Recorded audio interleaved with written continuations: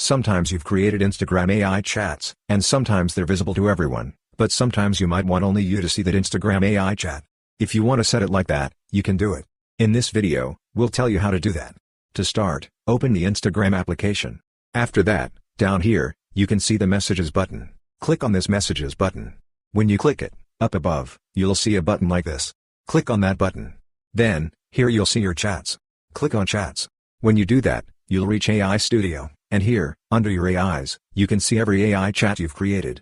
From here, select the AI chat whose settings you want to change. For example, I'm selecting this AI chat. After that, up above, you'll see the Settings option. Click on Settings. When you click it, here you'll see the Audience option. Click on Audience. Here, you can see who can see your AI. By default, it's set to everyone, but if you want only you to see that AI chat, select the Only Me option. After that, click on the Done button, and then you'll see the Save button.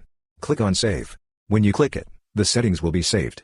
Sometimes, instead of Save, you'll see an Unpublish option. Anyway, click on that. After that, only you can see the chat. So, this way, you can easily make your Instagram AI chat visible only to you. I hope this video was helpful for you.